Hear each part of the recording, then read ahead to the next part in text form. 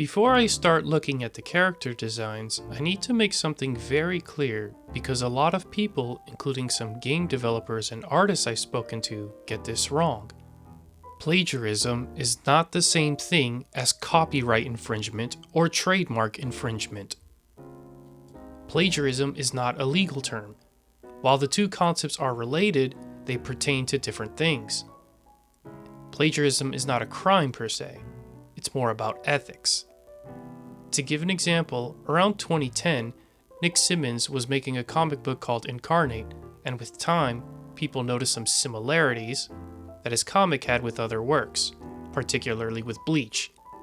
You don't have to have a law degree to look at these comparisons and intuitively understand what the problem here is. You just need functioning eyeballs. A more recent-ish example is the PlayStation promo from around 4 years ago that ripped off the works from multiple animators. Another point I want to hammer here is that it doesn't matter that it's not a one-to-one copy. Most acts of plagiarism aren't. What's evident is that he was taking other people's work and passing it off as his own, and he was rightly called out for it. Now, let's move things back to Palworld. I'll be going through 5 designs in this video: Lamball, Cativa, Chicopee, Azerope, and Verdash. I mentioned in the first video that I'm not starting from scratch, so that's why I'm not going in numerical order. And like I also said in the previous video, whenever two artists are drawing inspiration from the same sources, especially when it's from real life, there's bound to be some similarities or overlap in the designs. So when looking at the designs, the questions we need to keep in mind are, what are the similarities, how many are there, and if so, is it just coincidence? Alright, so let's look at Lamball. Now, the direct comparison that people will bring up with this one is Wooloo. The ball or more round shaped wool is a design element that you can see in other places like Sheepman from Mega Man, or the little cartoon sheep that you can see in Watame's video here. So while Lamball has a color palette that is evocative of Wooloo, all the way down to the same shade of pink in the inner portion of the ear and the same similar yellow for the eyes, they're not elements that are substantial to Wooloo's design. It's the combination of details, but the face and braids in particular that are key to Wooloo's design, and those are not present here. Lamball could have passed as a design for a Kirby game, so Lamball is just outside of the gray zone. Even if this was inspired by Wooloo, this is the right way to take inspiration, not plagiarism. Alright, so next is Cativa. This isn't really a design anybody is bringing up when it comes to plagiarism because it's so generic. The closest thing is that Cativa's face is similar to Zorua. The eyes are similar, they have that same thick outline that goes all the way around the eye and over the eyelid. Even the color of the iris itself is the same, you just can't see it on the 3D model here because it's kind of fucked up. The ears are the same where the inner portion is completely darkened out, but Cativa's are rotated out more. The snouts are not quite similar, Cativa's are more flattened out, although they both use a texture to represent the mouth. But yeah.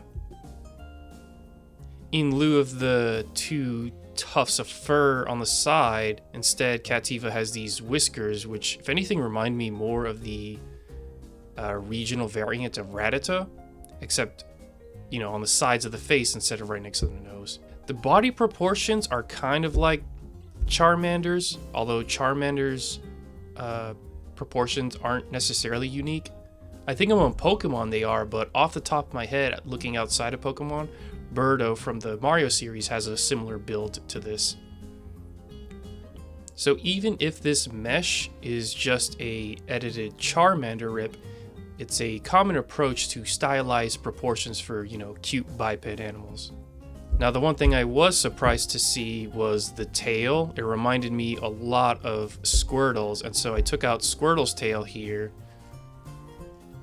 And yeah, not exactly the same. Basically, the main difference is...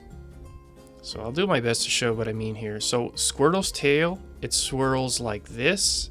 Cativa tails, it does the same thing. It makes the same kind of swirl, just like this. The only difference is kind of like where it starts. So it's almost like if you took Squirrel's tail, like rotated it a bit up the bottom, up more to actually match with where its ass is.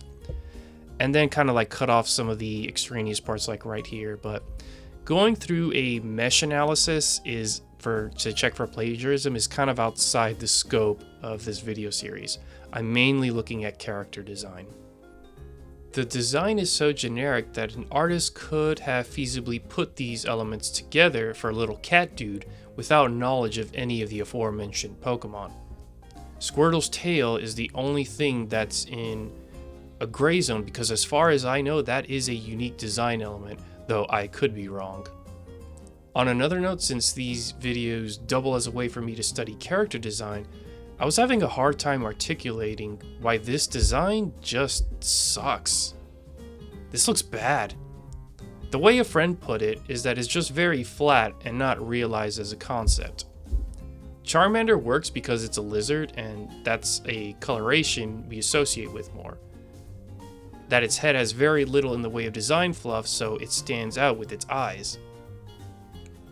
Like, it's simple. Meanwhile, Nodzora over here its face just seems out of place on the body, and it's a weird mix of sharp edges, curves, and soft shapes. And given how much Ken Sugimori's style has drastically changed since Gen 1 and now, Palworld is like mishing entire different art styles together. Now for Chikipi. This is just a cartoon chicken. Well, I was about to give the chicken one a pass because it's even more generic than the last two, but then I ran into Rowlet and was like, huh, same eyes and roughly same shape. Then I import the models into Blender and okay, the wings are a little suspicious.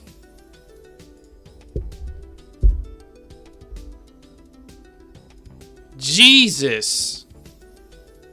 So, yeah, Rowlet may have been, like, heavily referenced, or at least its wings may have been heavily referenced.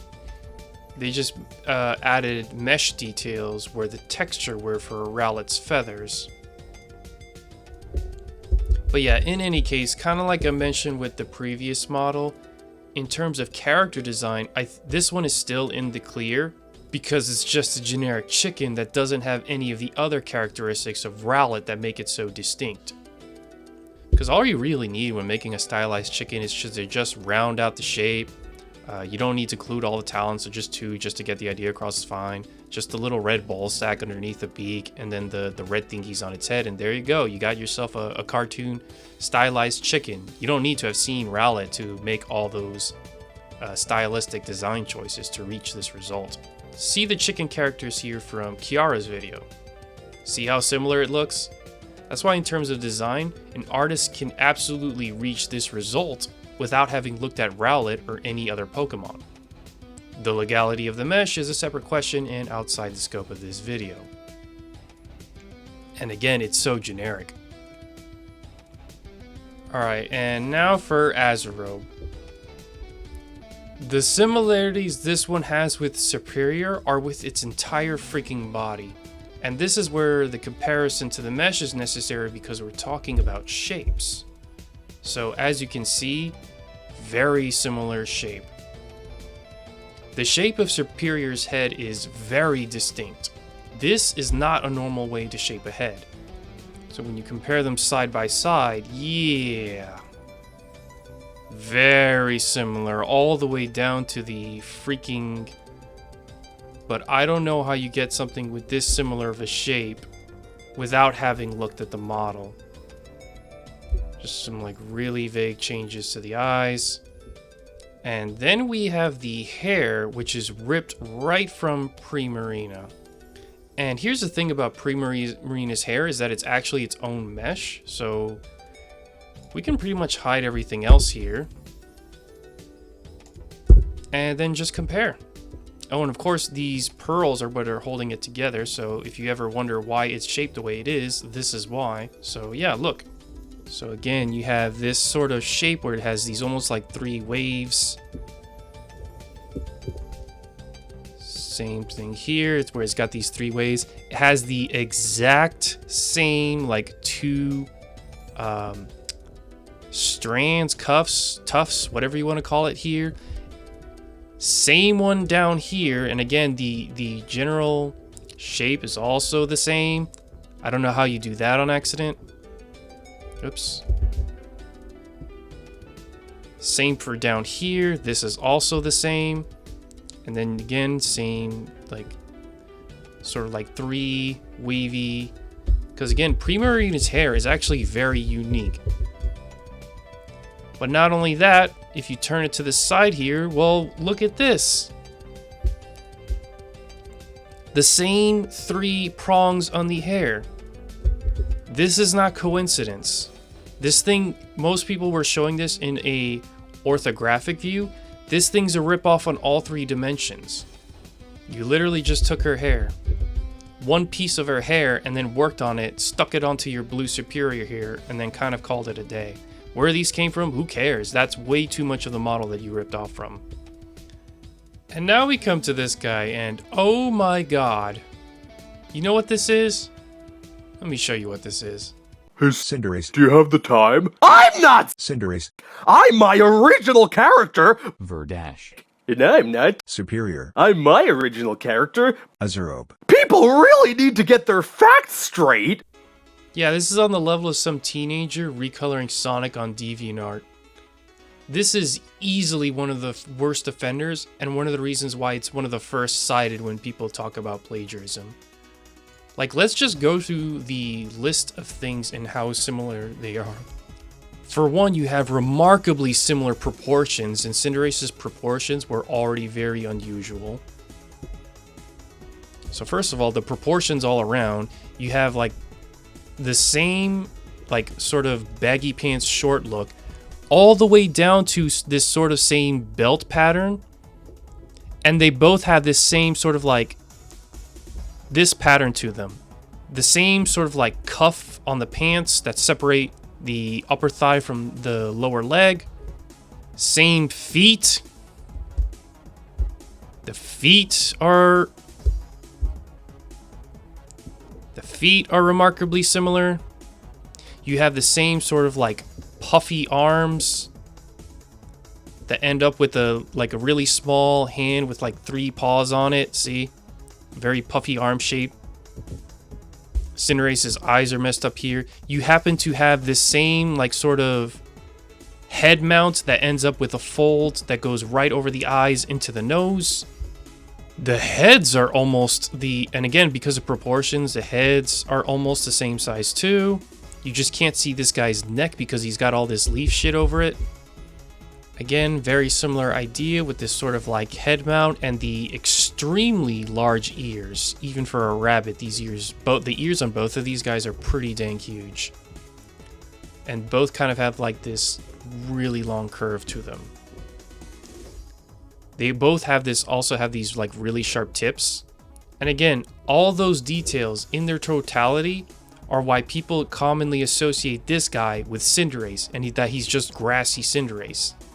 Now, normally we could just stop there because all the details I listed out just now, that's already enough to consider it plagiarism.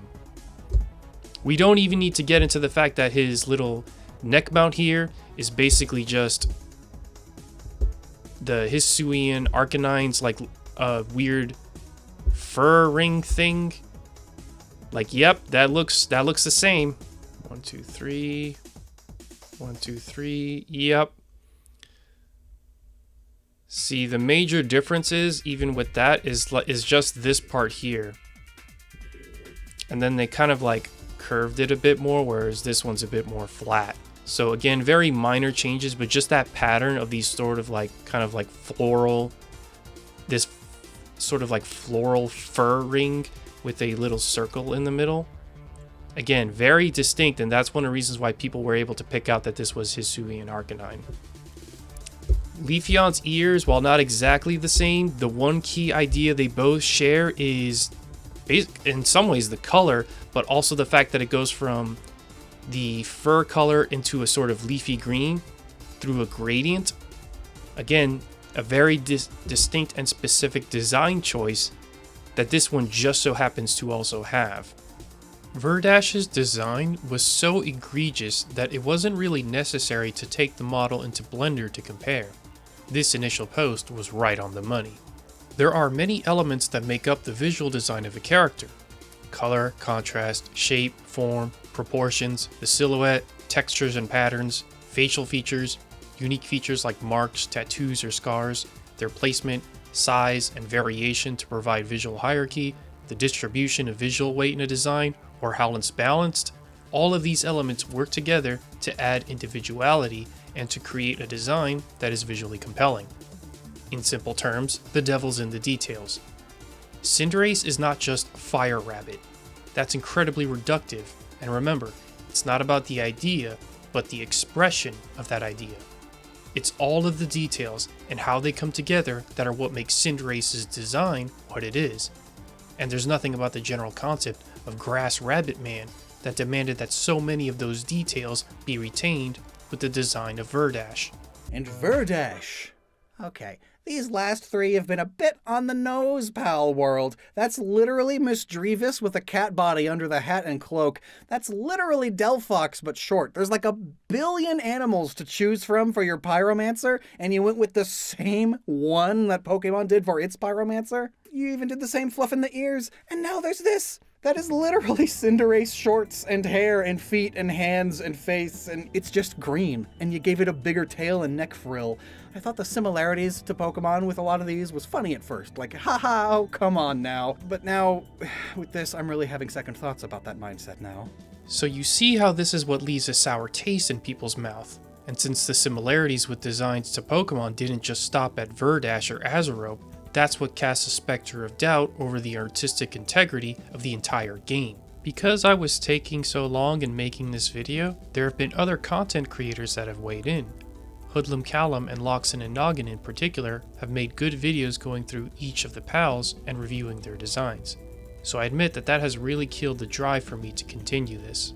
This isn't the main type of content on my channel, and I do work on game dev on the side. So my plan is to make one more video to wrap up this series and elaborate on where I disagreed on some of their evaluations of the PAL designs.